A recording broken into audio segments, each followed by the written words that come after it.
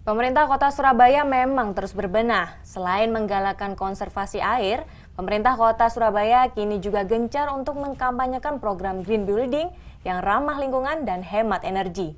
Gedung percontohan tak lain Balai Kota Surabaya.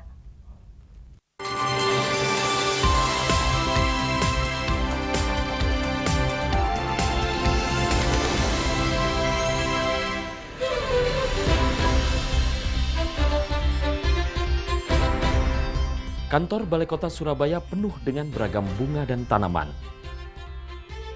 Bahkan tak ada satupun sudut yang terlewatkan.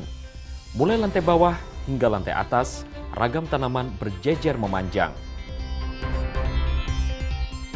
Bukan sekedar untuk hiasan, tapi ingin menjadikan gedung ini sebagai gedung hijau ramah lingkungan atau green building. Pemerintah Kota Surabaya memang sedang gencar melakukan program green building dan gedung Balai Kota sebagai percontohan. Karena itu, selain menambah jumlah tanaman, pemasangan sejumlah sarana hemat energi juga dilakukan, seperti lampu dan mesin pendingin ruangan. Program green building dimulai sejak bulan Mei 2013. Program ini semata-mata ingin mewujudkan Surabaya menjadi kota hijau, asri dan nyaman. Sekali lagi ini bukan untuk penghargaan.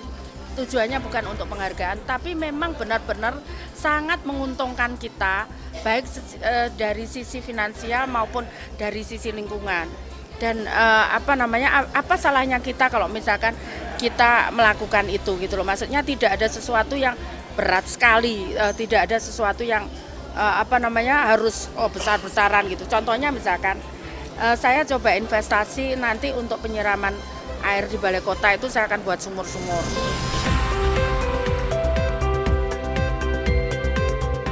Keinginan pemerintah kota untuk menjadikan kota ini sebagai kota hijau dan ramah lingkungan melalui program green building tak bertepuk sebelah tangan. Pihak swasta pun ikut berperan.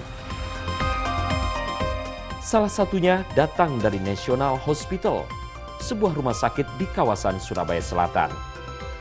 Mereka merancang gedungnya dengan konsep green building yang ramah lingkungan dan hemat energi. Selain terus menambahkan ruang terbuka hijau, pemerintah Kota Surabaya juga tengah mengembangkan program green building bagi perkantoran dan gedung di Surabaya. Dan salah satu yang sudah menggunakan tersebut adalah Gedung National Hospital ini.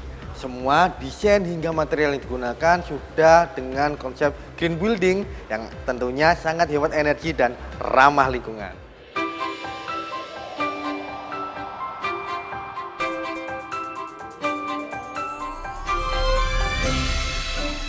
Konsep Green Building National Hospital diimplementasikan melalui pemilihan material hingga posisi letak bangunan dan disempurnakan dengan penggunaan teknologi pendukung yang tepat.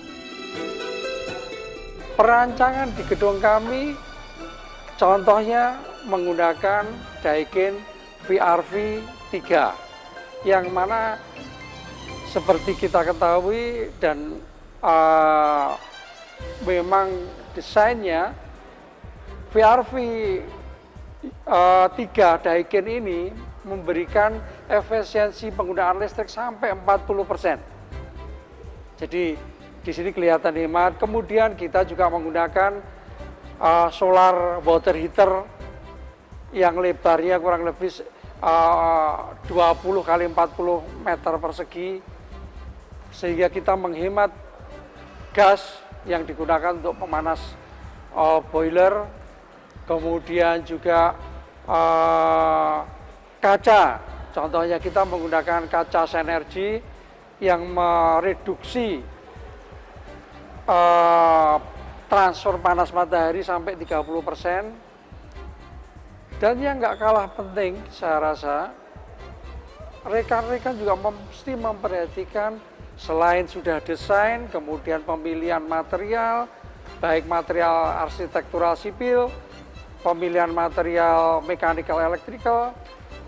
Yang keempat yang sangat penting adalah operasional sistem. Operasional sistem peralatan-peralatan ini harus merupakan suatu integrasi integrasi sistem ini akan mengatur schedule dari penggunaan alat-alat, penggunaan penerangan, penggunaan AC, sehingga dicapai efisiensi yang sangat tinggi dan meminimalisir kesalahan manusia. Mewujudkan konsep green building bukan pekerjaan mudah. Selain butuh investasi besar, perancangan gedung juga harus memperhatikan banyak hal.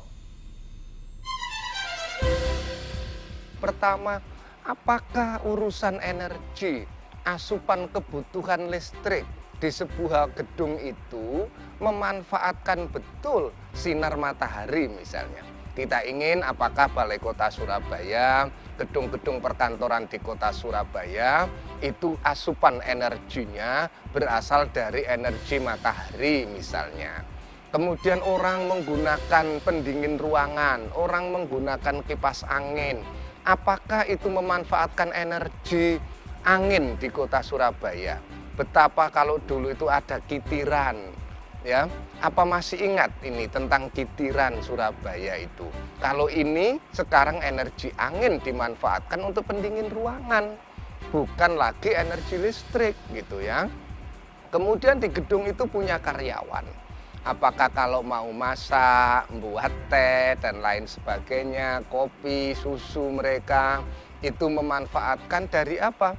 Energi urin, energi tinja, ya energi kotoran, bahwa semua ini bukan sampah, tapi ini adalah energi yang besar. Oh, karyawan itu semuanya ternyata kebutuhan dari kebutuhan mereka untuk tinjanya dan lain sebagainya itu diolah menjadi energi besar. Oh, untuk apa? Dia menghasilkan energi untuk memasak. Orang ngomong tentang apa? Tentang gas. Nah, itu bisa menghasilkan gas dia itu. Ya, tidak bisa dipungkiri kota Surabaya terus tumbuh dan berkembang. Jumlah kendaraan di jalanan semakin bertambah. Belum lagi gedung-gedung bertingkat berdiri di mana-mana. Jika tidak diantisipasi, Surabaya bakal menjadi kota yang tak lagi nyaman bagi warganya. Karena itu, warga mendukung sepenuhnya program green building yang dilakukan oleh pemerintah kota. Sangat penting sih menurut saya. Apalagi kalau di kota besar seperti Surabaya ini kan, karena tingkat polusinya cukup tinggi, terus istilahnya kemacetan di mana-mana kan menimbulkan polusi yang sangat-sangat tinggi gitu kan. Nah, dengan adanya konsep green building itu lebih bisa meminimalisir polusi. Penting sih. Kenapa pentingnya? Ya supaya lingkungan kita tambah sehat gitu. Karena apa? Udara kan udah banyak polusi gitu loh. Jadi udaranya kan pengap gitu. Kalau ada apa gedung ramah lingkungan jadinya kan udaranya lebih segar. Ya penting. Iya. Karena kan yang pertama ya bisa ramah lingkungan. Jadi bisa buat mengurangi polusi udara. Karena di Surabaya gini kan polusinya kan udah ini ya, kendaraan kan banyak banget. Jadinya ya kalau bisa sih memang harus kayak gini gitu loh. Sangat mendukung sekali.